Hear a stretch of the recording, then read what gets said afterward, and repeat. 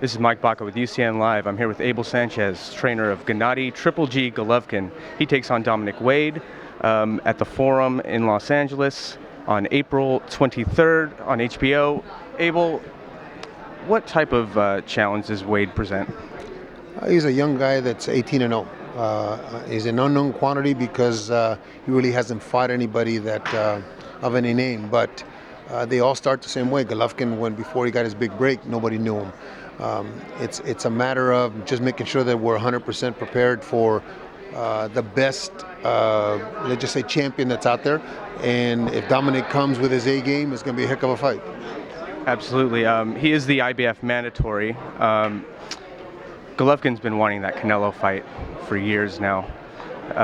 He just signed on to fight Amir Khan. Give me your quick thoughts on that fight. I think that it's a status quo, or his MO, I should say, for Canelo. He's taking on a smaller guy, but in order for this fight to be pay-per-view, Canelo needed a name, and there's nobody out there in the divisions where he's trying to fight at 154, 55, that can give him that kind of name to make it a pay-per-view.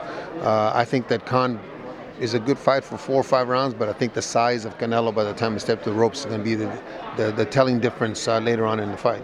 Yes or no? Do you think it's a fair fight? You know what? There's in the history. If you remember, Roberto Duran moved up 2 divisions to fight Sugar Ray Leonard at 147. So that was 12 pounds. So Roberto Duran beat Sugar Ray Leonard in their first fight. Yeah. So and then moved up 2 more divisions to fight Marvin Hagler. So who knows what the difference in Khan will be by putting a little weight on him. Maybe his chin gets better. Maybe he's a better puncher. I think it's not. I don't think it's an easy fight. Fair fight as far as the weight's concerned. Maybe if they put some kind of cap on Canelo from after the weigh-in, but that would be the only thing that I would term as not a fair fight. But I think it's a competitive fight, and we don't know what we may get from Khan.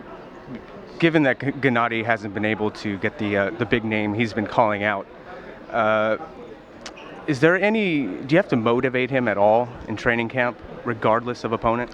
No, because once you look bad one time, in this day and age in boxing, a loss is like a death sentence. So once you look bad or you lose, then all this goes away. He understands that there's no looking bad. There's no having a bad day. There's no giving somebody a chance to look good against you. And in order not to give him a chance, you have to be 100% prepared. You have to be ready for the best guy that can be that night of the fight. If not, then all this stops, and he knows that. My last question for you. Daniel Jacobs is a name I haven't heard Gennady call out at all, or much.